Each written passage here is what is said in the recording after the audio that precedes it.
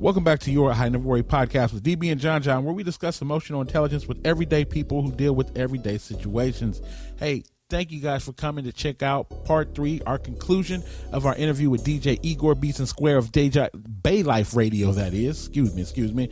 And you know, it was interesting, like how this kind of came to play. You know, DB and I, in putting together this podcast, spent many hours talking about structure and how we're going to lay this thing out. So, you know, this being our first episode, we really were going to make part 2 just a little bit longer and just make it a 2-part conversation. But something interesting happened. Like, you'll see at the beginning of part 3 of episode 1 right now that you're about to listen to on here on the I Never Worry podcast. You know, we start, you know, it kind of starts, DB does a drop, and then they're kind of saying their thank yous and appreciations and goodbyes, and like, we're about to wrap it up. But then, you know, the great thing about having everyday conversation with everyday people is you just never know what's going to happen. So the conversation just turns into something else, and DB starts to talk about taking personal responsibility in the court system in front of judges, and a little bit about, you know, like being around in our issues with law enforcement in our community. It's a great podcast. Enough of me. Let's go. This is your I Never Worry podcast, part 3.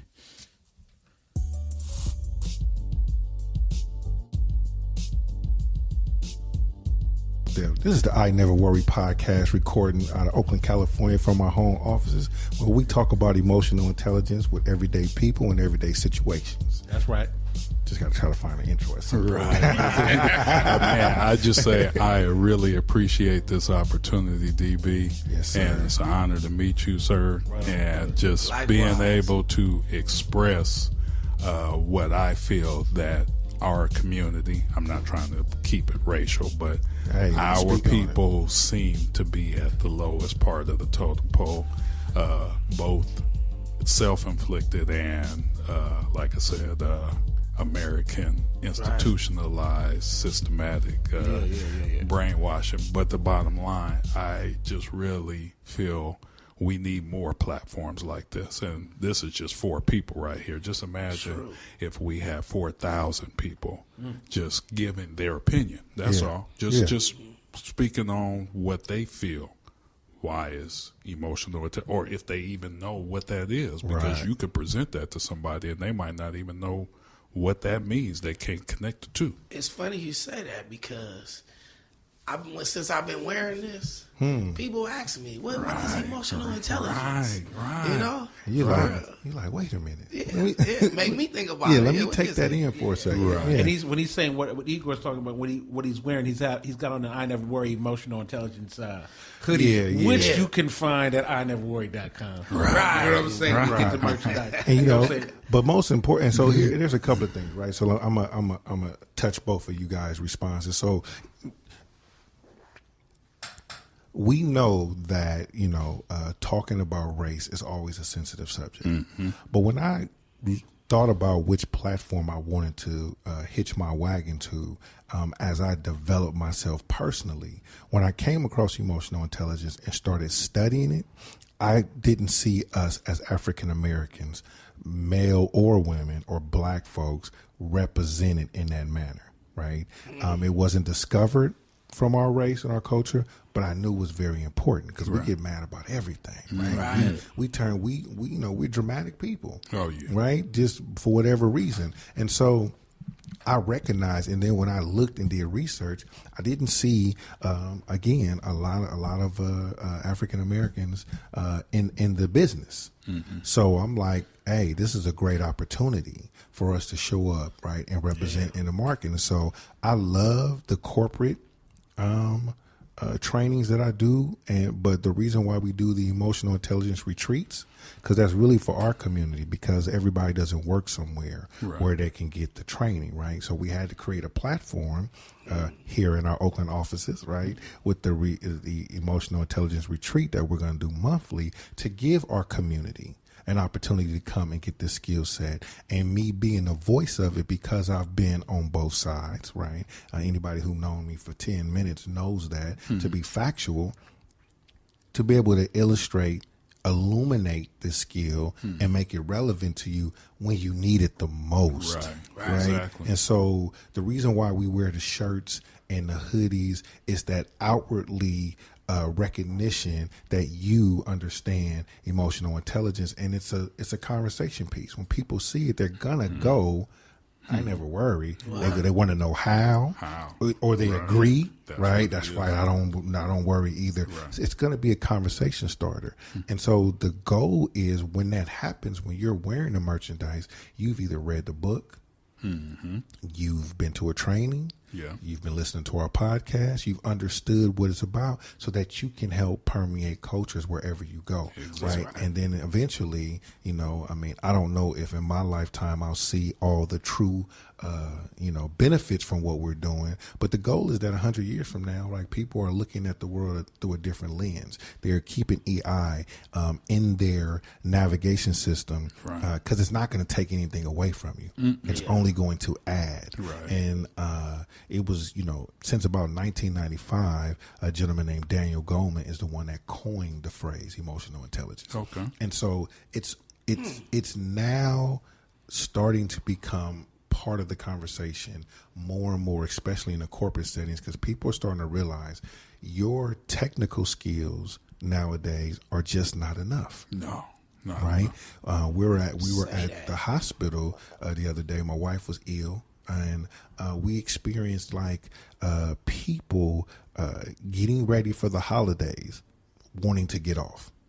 So every conversation they had was about getting off, to the point where we watched this lady wheel this elderly man down to X-rays, go in, checking with the guys, like, hey, you got one out here though, but I got to go, I got to get off, I got to X, Y, and Z, and left the gentleman out there without any supervision.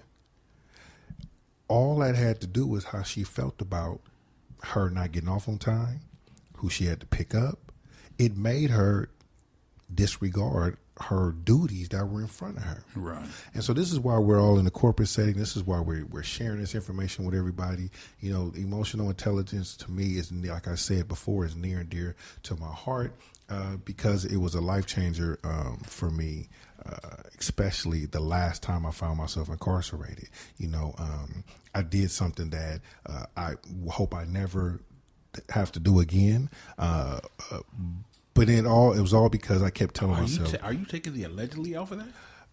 Well, it's it's factual by now, and especially limitations. When we have the judge. The beauty about it, emotional intelligence also allowed me to develop relationships with the same judge that prosecuted me.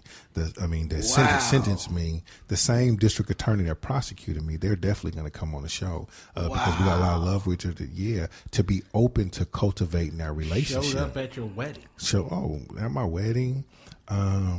Went to his retirement party.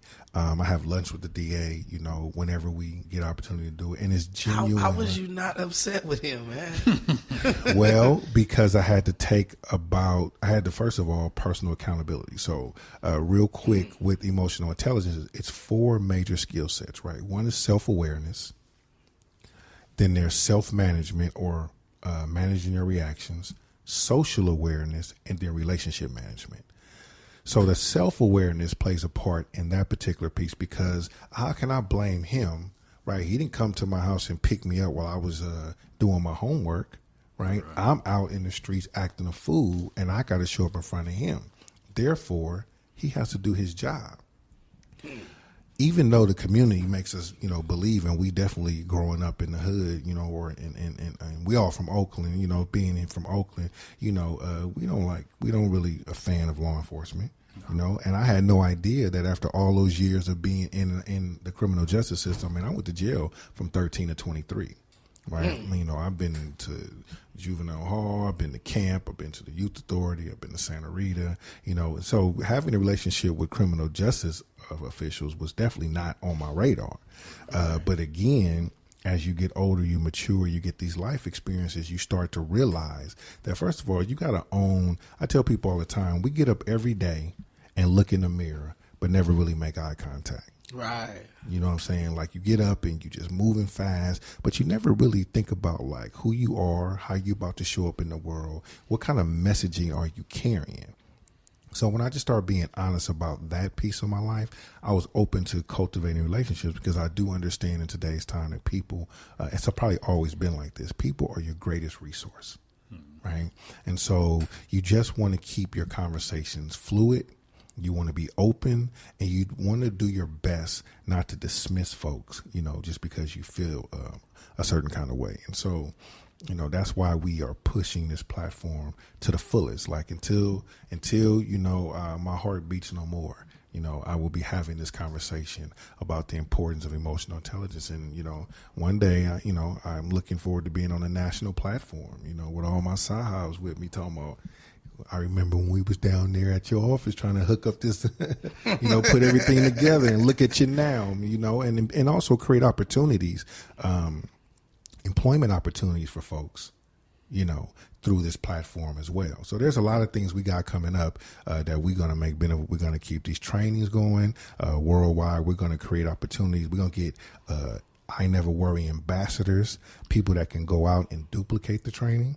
We're going to build a team of consultants. Like, we're going to get this thing to make sure it's bigger than just me, because 100 years from now, we want people to understand that the model, the code of I Never Worry, right, is what's going to help you personally and professionally.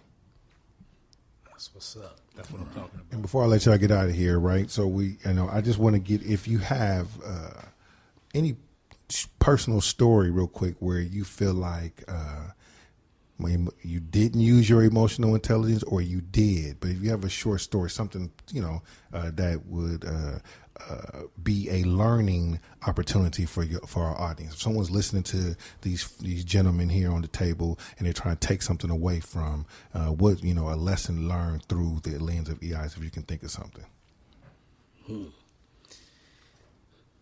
So I'll give you a brief one that we can all relate to. Certain person who will remain unnamed. You know how you have that feeling that you have a connection with people and you think that you're both on the right path. Mm-hmm.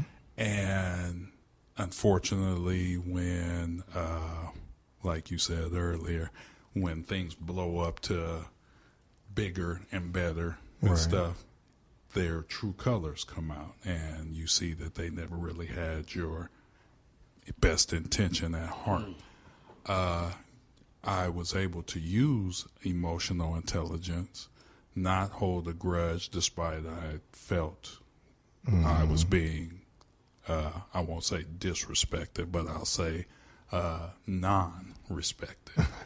To be able to use the EI, and this was before I even came to one of your retreats, but just knowing that, hey, just because somebody has a certain view of you, it really doesn't make them a bad person. It just lets you know, if you're emotionally intelligent enough, that sometimes you just have to leave people alone and let them find out for themselves. They're entitled to be themselves. Right. I bring it back again. You can't be mad at a dog being a dog. He's going to bark. He's going to poop somewhere. He's going to be a dog.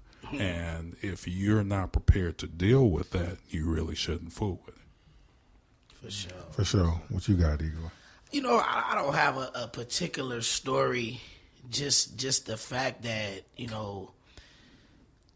take time, think things through, what I'm saying, before you start talking about them. I'm noticing it's like over the last years, it's a lot of sensitive males that really, you let your emotions get ahead of you. Right. And I was finding, in dealing with them out there in the world, it was, it's contagious.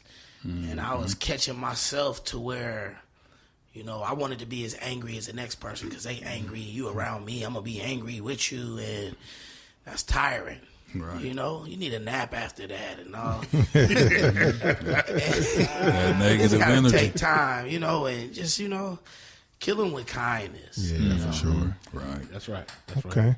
All right. Well, thank you, gentlemen, for a couple of things. Number one, gracing us with your time and energy this morning to help us kickstart this podcast, lending your expertise to getting all this expensive equipment I bought that I could not figure out. So, got me listening to Dame Dad.